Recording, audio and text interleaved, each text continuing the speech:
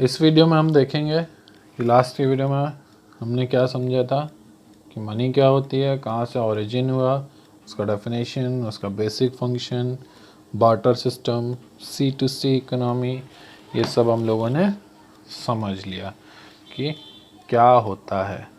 ठीक है, आज की वीडियो में हम पढ़ने वाले हैं drawbacks of barter system and there elimination, कि क्या क्या कमियां हैं बार्टर सिस्टम की, क्या क्या कमियां थी और उनको कैसे दूर किया गया या एलिमिनेट किया गया। ठीक है, तो सिंपल है, ज़्यादा टेक्निकल नहीं है इसमें, तो अच्छे से समझो, समझ के काम करो, रटने वाला कोई काम नहीं करना है। कि रटने वाले काम में क्या होता है, बीच में से कहीं से भी एक लाइन भूल गए तो पूरा आंसर गलत हो जाता है, समझे। तो इसलिए रटो नहीं, समझो और पॉइंट टू पॉइंट नोट करते चलना, जो भी एक्सरसाइज इसके साथ मिले। ठीक है, बेसिकली जो क्लास में चल रहा है उसी से रिलेटेड ही एक्सरसाइज होगी, कुछ भी अलग से नहीं होगा। ठीक है, तो अगर आपके पास बुक है तो आप बुक की भी हेल्प ले सकते हो, लेकिन जो हम आज पढ़ाने जा रहे हैं इसी से रिलेटेड हम आपको क्वेश्चंस देंगे, जिसको आपको कॉपी में नोट डाउन करना है। ठीक है, तो पढ़ते हैं क्या क्या ड्रॉबैक्स थे। Following are the principal drawback of barter system of exchange. It is with the introduction of money that these drawbacks have been eliminated. ठीक, तो हम कुछ इम्पॉर्टेंट ड्रॉबैक्स के बारे में पढ़ेंगे जिनका मनी के इंट्रोडक्शन के बाद से उनको एलिमिनेशन हो गया, उनका एलिमिनेशन हो गया, मीन्स उनका खात्मा हो गया, उन प्रॉब्लम्स को ख़त्म ही कर दिया गया जब से मनी इंट्रोड्यूस हुई है। तो सबसे पहला क्या है, double coincidence of wants. Barter system का पहला ड्रॉबैक क्या था, double coincidence of want. Means double coincidence of wants is a core characteristic of the barter system of exchange। ये क्या है, बहुत ही कॉमन, या कॉमन कह सकते हैं या मेन कह सकते हैं कि ये मेन ड्रॉबैक था बार्टर सिस्टम का, means double coincidence of want. इसमें क्या था कि जैसे आपके पास कोई सामान है, ठीक है, तो अब आपका काम क्या था, सबसे पहले तो ये देखना कि आपको किस चीज़ की ज़रूरत है। ठीक है, अब आपने उस चीज़ को फाइंड आउट कर लिया कि आपको किस सामान की ज़रूरत है या कौन से गुड्स की ज़रूरत है। ठीक, अब आपका मेन प्रॉब्लम यहाँ ही से स्टार्ट होता है कि अब आपको ये ढूंढना है कि जो आपके पास एक्सेस है, ठीक है, वो किसको ज़रूरत है, और ऐसा पर्सन आपको ढूंढना है कि जिसको आपके एक्सेस गुड्स की ज़रूरत हो और साथ ही साथ उसके पास आपका जो डिज़ायर्ड गुड्स है वो मिले उसके पास। ठीक है, तो ऐसा पर्सन ढूंढना आपके लिए ज़रूरी, जिसके पास जो सामान आपको चाहिए वो हो और जो सामान आपके पास एक्सेस है उसे उसकी नीड हो। ठीक, double coincidence of wants implies that the two individuals are in a position of such goods which they are willing to exchange for the satisfaction of their wants। means इसमें दो person होते हैं जिनके पास जिनका जो goods होता है वो इस पोजीशन में होते हैं कि वो अपने गुड्स का एक्सचेंज करके अपनी जो वांट्स हैं उनको सेटिस्फाई कर सकें। ठीक है, but it is not always so simple. लेकिन ऐसा क्या, ज़रूरी नहीं है कि हर बार आपको ऐसा पर्सन मिल जाए। ठीक, और ज़रूरी नहीं है कि तुरंत ही ऐसा पर्सन मिल जाए आपको। तो इसके लिए आपको काफ़ी मेहनत करनी पड़ सकती है, या पहले के आदमियों को मेहनत ज़्यादा करनी पड़ती थी कि ऐसा पर्सन ढूंढे कि जिसको हमारे सामान की ज़रूरत हो और उसके पास हमारी ज़रूरत का सामान भी हो। ठीक है, तो ये सिंपल नहीं होता था। It is not a simple to find a person who wants your horse and at the same time has a cow that you want to buy. ठीक, ऐसा ज़रूरी नहीं होता है कि, और इतना आसान भी नहीं होता है कि कोई ऐसा पर्सन हो जिसके पास जो घोड़ा लेना चाहता हो आपसे और आप उससे या आपको अपनी गाय बेचना चाहता हो। ठीक है, तो ऐसा ज़रूरी नहीं है कि आपके पास मान लीजिए चावल ज़्यादा है, ठीक है, और कपड़ा आपको चाहिए, तो ज़रूरी नहीं है कि सामने वाले का तुरंत आपको मिल जाएगा जिसको चावल की ज़रूरत हो उसके पास कपड़ा ज़्यादा हो, जो कपड़ा आपको बेचना चाह रहा हो। तो इतना आसान नहीं होता था पहले ये ढूंढ पाना। Accordingly under the barter system exchange remained extremely limited. तो इसी तरीके से क्या था कि बार्टर सिस्टम में जो एक्सचेंज था गुड्स एंड सर्विसेज का, वो क्या था, बहुत ही ज़्यादा लिमिटेड या एक्सट्रीमली लिमिटेड हम बोल सकते हैं, मतलब बहुत बहुत बहुत ज़्यादा लिमिटेड हुआ करता था। क्योंकि पहली चीज़ तो इसमें यह थी कि आपको एक ऐसा पर्सन ढूंढना है जिसके आपके सामान की ज़रूरत हो, साथ ही साथ सेम पर्सन के पास आपके ज़रूरत का सामान भी हो, तो ऐसा बहुत ही कम पॉसिबल होता था कि ऐसा पर्सन मिल पाए। ठीक है, with the emergence of money, the problem of double coincidence of wants has vanished। जब से मनी का इवोल्यूशन हुआ या इवोल्यूशन हुआ, मनी आई, ठीक है, उसके बाद से क्या हुआ, ये जो डबल कोइंसिडेंस ऑफ वांट्स थी ये क्या हो गई, एलिमिनेट हो गई, या इस प्रॉब्लम को, ये प्रॉब्लम ऑटोमेटिक ख़त्म हो गई। क्योंकि अब जब मनी हमारे पास आ गई तो अब हमें ऐसा कोई पर्सन ढूंढना नहीं है कि जिसके पास हमारी ज़रूरत का सामान हो और जो हमारा सामान खरीद सके या ख़रीदने की इच्छा रखता हो। हमें ऐसा पर्सन नहीं देखना है। अब हमारे पास एक कॉमन मीडियम ऑफ एक्सचेंज है जिसके थ्रू हम अपना सामान बेच सकते हैं और उससे जो मनी आएगी हम उससे अपनी ज़रूरत का सामान खरीद सकते हैं। क्लियर है? आगे बढ़ते हैं। Money as a medium of exchange has separated the act of sale and purchase. अब जो मनी थी उसने मीडियम ऑफ एक्सचेंज बन चुकी थी मनी, तो उसने क्या किया, जो सेल और परचेज के जो एक्ट्स थे या जो काम था सेल और परचेज का, उन दोनों को सेपरेट कर दिया था। क्लियर है? ठीक, तो ये तो थी हमारी पहला ड्रॉबैक बार्टर सिस्टम का। ठीक, इसको कैसे एलिमिनेट किया ये भी समझ गए। अब दूसरे पे आते हैं। दूसरा था lack of common unit of value. ठीक, मीन्स जो कॉमन यूनिट ऑफ वैल्यू है उसकी कमी होना। ठीक है, what is the value of your car, आपके कार की क्या वैल्यू है, तो जाहिर सी बात है आप पैसा बताएंगे कि इतने की कार है। ठीक, तो आज के टाइम में, मॉडर्न टाइम में क्या है कि हम कोई भी गुड्स की वैल्यू किससे करते हैं, मनी से करते हैं। लेकिन जब बार्टर सिस्टम यूज़ होता था उस टाइम पे क्या होता था, मनी नहीं थी, तो एक कोई भी common value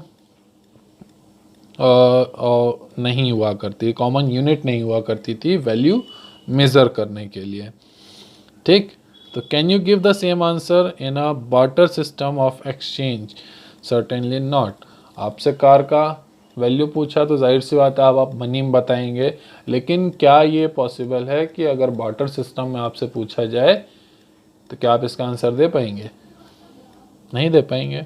under such a system your car would be valued in terms of horse, cows और buffaloes simply because there is no money. ठीक, तो अगर बार्टर सिस्टम की बात करें तो आपकी जो कार है जिसकी वैल्यू अभी मैंने पूछी, हो सकता है उसमें बार्टर सिस्टम के टाइम में हो सकता है आपकी कार की वैल्यू कुछ बोरी अनाज के उससे लगा दी जाए या कुछ घोड़ों से लगा दी जाए या गायों से लगा दी जाए या भैंसों से उसकी वैल्यू इक्वल करी जाए कि इतने की, ये जैसे कोई कार है उसके लिए बोला गया अरे ये कार 10 घोड़ों के बराबर है या 5 गायों के बराबर है या 3 भैंसों के बराबर है इसकी वैल्यू। ठीक है, ऐसा तो नहीं होता है। ठीक, तो इसकी कोई कॉमन यूनिट नहीं हुआ करती थी, simply because there is no money. अब कॉमन यूनिट क्यों नहीं थी? क्योंकि वहाँ पे मनी इवॉल्व नहीं हुई थी। ठीक, evolution of money has given us a common unit of value and therefore a system of accounting. जब से मनी का इवोल्यूशन हुआ उसने क्या किया, हमें एक कॉमन यूनिट ऑफ वैल्यू दी, ठीक है, और एक सिस्टम दिया अकाउंटिंग करने का।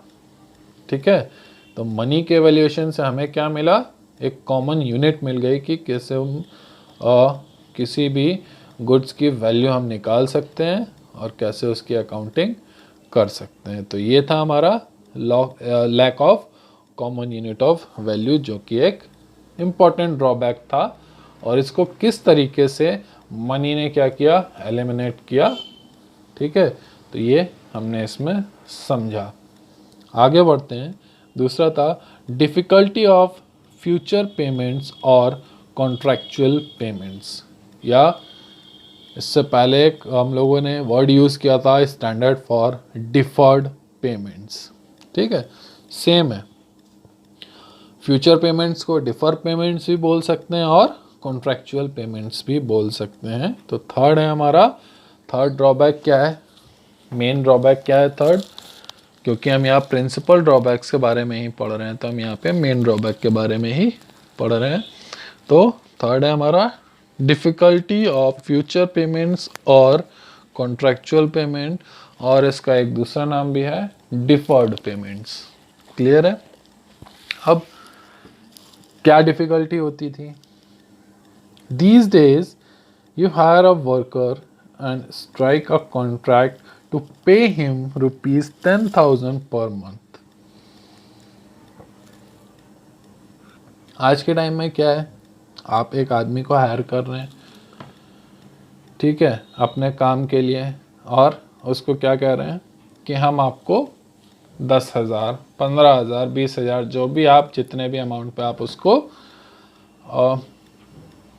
कॉन्ट्रैक्ट देना चाहें कि आप इतने टाइम तक हमारे साथ काम करेंगे और हम आपको इतना रुपए पर महीना पेमेंट करेंगे।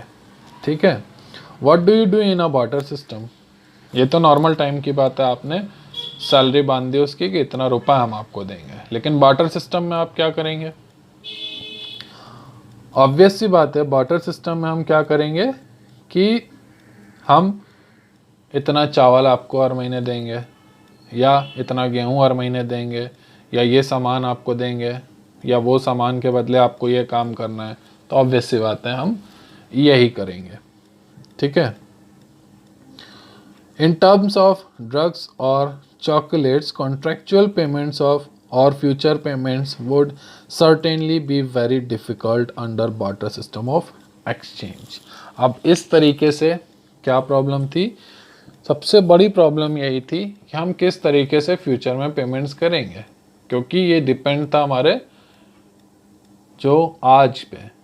ठीक है, अगर आज हमने जो प्रॉमिस किया कि हम आपको इतना राइस देंगे या इतना वीट देंगे, और मान लीजिए आज के टाइम में आपके पास इतना नहीं हुआ, तो आप कैसे पेमेंट करेंगे? है ना? तो सिंपल है, कॉमन है। ठीक है, evaluation of money has facilitated contractual payment. Money की इवैल्यूएशन के बाद से ये जो फ्यूचर पेमेंट्स थे या कॉन्ट्रैक्चुअल पेमेंट्स थे, ये करना बहुत ही इजी हो गया था, क्योंकि बार्टर सिस्टम में ये बहुत ही ज़्यादा डिफ़िकल्ट काम होता था। ठीक है, तो ये थी हमारी third problem, difficulty of future payments और कॉन्ट्रैक्चुअल पेमेंट्स, जिसको कि आफ्टर इवॉल्व ऑफ मनी ये प्रॉब्लम ऑटोमेटिक क्या हो गई, एलिमिनेट हो गई। नेक्स्ट है हमारा fourth point, difficulty of storage of value and transfer of value. अब सेविंग या स्टोरेज में क्या डिफ़िकल्टी होती थी, या कोई भी वैल्यू इसको ट्रांसफ़र करने में क्या डिफ़िकल्टी होती थी? In the CC economy saving is possible only by way of storage of goods. Barter system में क्या था कि सेविंग जो थी तभी पॉसिबल होती थी जब कोई सामान हम स्टोर करके रखते थे, उसी को हम सेविंग बोलते थे अपनी। It involve substantial storage cost as well as the fear of capital loss. अब इसमें क्या था, बहुत ही ज़्यादा कॉस्ट इन्वॉल्व रहती थी और साथ ही साथ जो कैपिटल जो हम स्टोर कर रहे हैं उसमें लॉस भी रहता था इन्वॉल्व। ठीक है। Further, what happens if you are to transfer your saving from one place to the other. अब क्या करें कि अब आपको मान लीजिए कि जो आपकी सेविंग है उसको एक प्लेस से दूसरे प्लेस पर ट्रांसफ़र करना है, तब आप क्या करेंगे? सोचिए, तब आप क्या करेंगे वाटर सिस्टम में? तो प्रॉब्लम हो गई है तो कि अब हमने जो सामान या गुड्स इकट्ठा किया था अब उसको हम एक प्लेस से दूसरी जगह कैसे ले जाएं, ये तो बड़ी प्रॉब्लम हो गई। Obviously you are to transfer the goods, तो जाहिर सी बात है हम एक सामान को एक जगह से दूसरी जगह ट्रांसफ़र करेंगे, which again is a difficult task besides being expensive, जो कि बहुत ही डिफ़िकल्ट टास्क है, साथ ही साथ एक्सपेंसिव भी है ना। Evaluation of money has made storage and transfer of value much easier. जब से मनी को इवॉल्व किया गया है तब से जो स्टोरेज है वो काफ़ी ज़्यादा इजी हो गया और उसको ट्रांसफ़र करना भी इजी हो गया। अब आज के टाइम में क्या है, आप बैंक में अपना पैसा रखते हैं, है ना। आपको एक जगह से दूसरी जगह भेजना है, आपने 4 बटन मोबाइल में दबाया और पैसा जिसको भेजना है पहुंच गया। ज़रा से एफर्ट से आपका जो सेविंग है वो इधर से उधर हो गई। आपका ना ज़्यादा उसमें कॉस्ट लगा, ना ज़्यादा कोई प्रॉब्लम हुई, ना ही आपको रखने के लिए जगह की ज़रूरत है, ना ही ट्रांसपोर्टेशन के लिए किसी चीज़ की ज़रूरत है, और ना ही किसी भी तरीका कैपिटल लॉस की दिक्कत। सिंपल है, मनी के आने से इतना ज़्यादा ईजियर हो गया सेविंग करना। आगे बढ़ते हैं, सिंपल है। यहाँ पे एक क्वेश्चन है, इससे पहले हम लोगों ने भी पढ़ा था कि introduction of money has separated the acts of sale and purchase. How?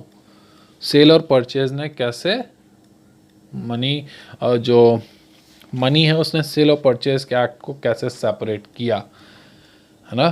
तो ये हम लोगों ने पढ़ा था। अब इसमें क्या है, under the barter system of exchange acts of sale and purchase of a individual must occur at the same point of time.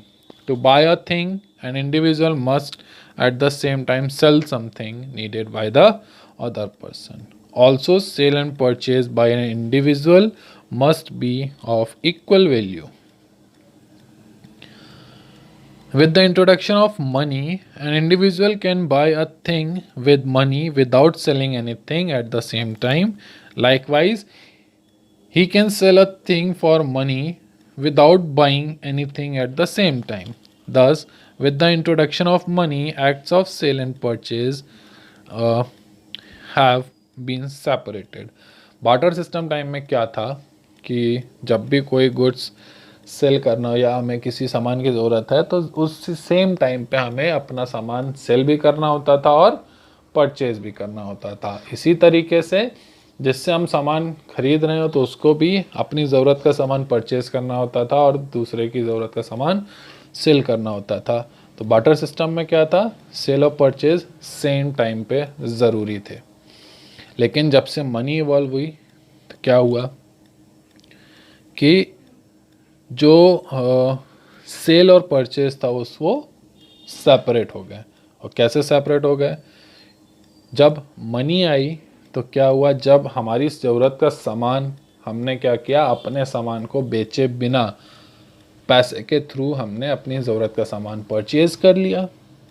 ठीक है, सेम हमने किसी चीज़ को परचेज किए बिना अपना सामान सेल कर दिया। तो मनी की इवॉल्व के बाद अब ये ज़रूरी नहीं है कि आपको सेम टाइम पे सेल भी करनी है और परचेज भी करनी है, अब ये ज़रूरी नहीं रहा। तो इस तरीके से क्या हुआ, जो सेल और परचेज के जो एक्ट्स हैं वो सेपरेट हो गए after evolution of money. Clear है सबको ये? ठीक है, तो आज की वीडियो में हम लोगों ने क्या पढ़ा कि बार्टर सिस्टम क्या होता है, ठीक है, ये समझ चुके थे हम पहले वीडियो में। इस वीडियो में हम लोगों ने जो ड्रॉबैक्स थे वो पढ़ लिए कि क्या क्या ड्रॉबैक्स थे। सबसे पहला ड्रॉबैक था हमारा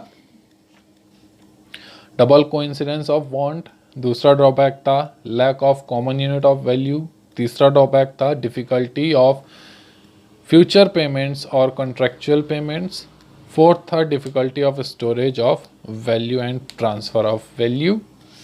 ठीक है, और उसके बाद एक छोटा सा क्वेश्चन। तो अब आपका काम यह है कि इन सबको अच्छे से पढ़ना है। ठीक है, उसके बाद जो एक्सरसाइज साथ में आएगी उसको सॉल्व करनी है अपनी कॉपी में और उसको मुझे सेंड करना है उसकी फ़ोटो क्लिक करके। क्लियर है? जो भी प्रॉब्लम हो उसको अपने ग्रुप में पूछिए बाय ऑडियो। ठीक है, not by type, only from audio.